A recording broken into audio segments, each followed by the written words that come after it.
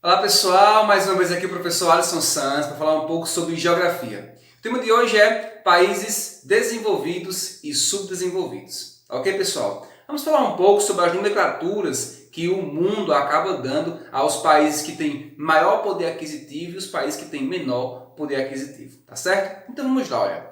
Para definirmos um país desenvolvido ou um país subdesenvolvido, nós temos que usar alguns critérios, como por exemplo, a economia, o grau de influência, a tecnologia, e isso vai definir quem é desenvolvido e quem é subdesenvolvido, tá ok? Os países desenvolvidos, pessoal, são aqueles que possuem o acúmulo de riqueza, ou seja, o maior acúmulo de riqueza, certo?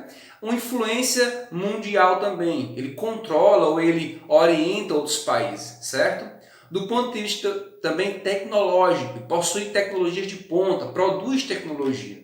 E o IDH, o Índice de Desenvolvimento Humano, a qualidade de vida das pessoas que moram nesses países, certo? Então, isso caracteriza um país desenvolvido. O país subdesenvolvido é tudo o contrário, certo? Possui menor acúmulo de riqueza, possui menor influência mundial em relação aos demais países, menor tecnologia, certo? De ponto, produção tecnológica e também menor qualidade de vida, medida pelo IDH. Tá certo? Nesse mapa aqui, olha, de 1950, nós vamos ver os países desenvolvidos e os países subdesenvolvidos, tá certo? Em laranja, nós temos aí os países desenvolvidos e em verde nós temos os países subdesenvolvidos. Perceba aí que os Estados Unidos, parte da Europa, a União Soviética estão todos aí nos países desenvolvidos. E os países subdesenvolvidos somos nós aqui do Brasil, a Argentina, o Uruguai, os países aí da África, tá? Então são países subdesenvolvidos para essa nomenclatura, tá certo, pessoal? E que ficou em desuso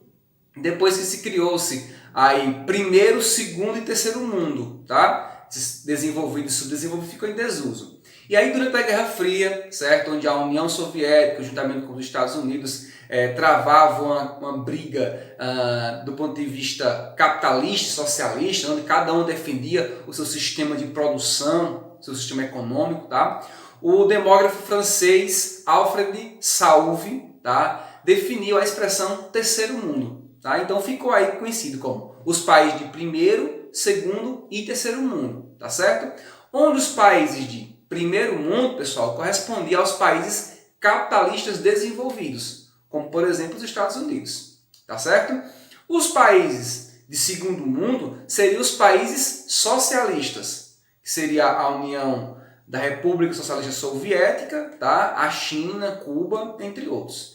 E os países de terceiro mundo seriam os países capitalistas subdesenvolvidos, que o Brasil, por exemplo, estava nesse rol, assim como muitos países da África, tá certo? Isso em 1952, tá, pessoal?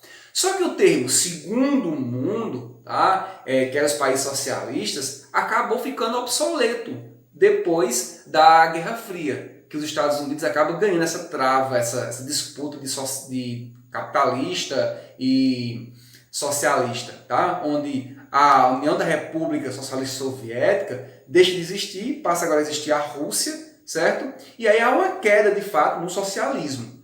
E aí esse termo segundo mundo ficou em desuso. Tá? Então, com isso, outras nomenclaturas vieram para dividir os países ricos dos pobres. Tá? Que nomenclatura foram essas? Países do Norte e países do Sul. Certo? Então, essa outra nomenclatura que acabaram dando. Esse mapa aqui mostra muito bem isso. Tá? Os países do Norte, eles se concentravam nos países mais ricos, ou seja, aqueles que estavam no primeiro e no segundo mundo, certo? Independente seja capitalista ou socialista, certo? Primeiro e segundo mundo. Concentrava no hemisfério norte, a maioria deles. E no hemisfério sul se concentrava as maiores quantidades de países, né, do terceiro mundo, os países pobres, certo?